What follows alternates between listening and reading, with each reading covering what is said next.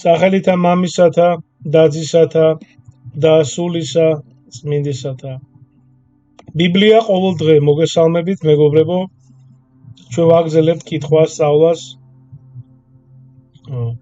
ფსალმუნი 74 დასასრულსა, განხრწნი ფსალმუნი ასაფისი. ესე იგი, წმინდა მამების გამარტებით, რა თქმა უნდა, ჩვენ ვიწყებთ პირველი მუხლიდან. აღგიაროთ შენ ღმერთსა, აღგიაროთ შენ და ვხადოთ სახელსა შენსა. მიუთხრობდე ყოველთა საკვირველებათა შენთა. ესე იგი, ასაფი მოუწოდებს ხალხს ადიდონ ღმერთი მის საოცარი საქმეებისთვის და ბასილი დიდი ამბობს, რომ ღმერთის ქება ჩვენი მადლიერების გამოხატულებაა. მეორე მუხლი.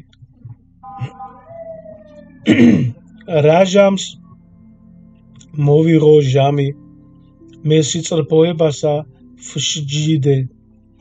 ოქროპირი ამბობს, რომ ღმერთი თავის დროზე სამართლიანად განსჯის და ასევე იოანე ოქროპირი გვარწმუნებს, რომ ღმერთის განაჩენი ყოველთვის სამართლიანი და დროული არის. მესამე მუხლი. განკბდა ქვეყანაი და ყოველნი მკვიდრნი მისნი და მე დავაგტკიცენ სვეტნი მისნი. თეოფილაქტე ბულგარელი ამბობს, მიუხედავად გამარტავს უпростоრად, რომ მიუხედავად სამყაროს რყევისა, ასე ვთქვათ, ღმერთი ამყარებს მას. ასევე ღმერთი სამყაროს სიმტკიცის საფუძველია. ვარქ უსჯულოთა, ნუ უსჯულოებთ და ცოდველთა, ნუ აღიმაღლებთ რქასა. ესე იგი, ღმერთი აფრთხილებს, ცოდვილებს, არ ამაყობდნენ, ესე იგი, ბასილი ამბობს, რომ რქა ეს არის სიამაყის სიმბოლო, სიამაყის სიმბოლოა რქა, რომელსაც ღმერთი არ მოითბეს. მეხუთე მუხლი ვაგრძელებთ. ნუ აღიღებთ მაღლად რქასა თქვენსა და ნუცა იტყვით ღმრთისათვის სიცრუვესა ესე იგი, ცოდვილები არ უნდა ამაყობდნენ, მეგობრებო, და რა გვაქვს ამაყო და ღმერთის წინააღმდეგ, ესე იგი, ნახეთ, ამაყობენ და ღმერთის წინააღმდეგ, ესე იგი, მიდიან და იოანე ოქროპირი გვაფრთხილებს, რომ სიამაყე და სიცრუვე ღვთის წინაშე უძლური არის. შემდეგ ვაგრძელებთ, მეგობრებო, მეექვსე მუხლიდან. რამე თუ არცა აღმოსავალით, არცა დასავალით, არცა უდაბნოთაგან თათაისა. ადამიანური ძალა არაფერია ღვთის გარეშე, ხო?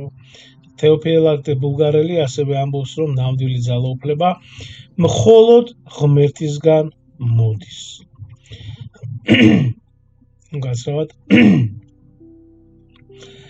მეშვიდე მუხლიდან ვაგრძელებთ. რამე თუ ღმერთი მსაჯულარს, ესე დაამდაბლის და ესე აღამაღლის.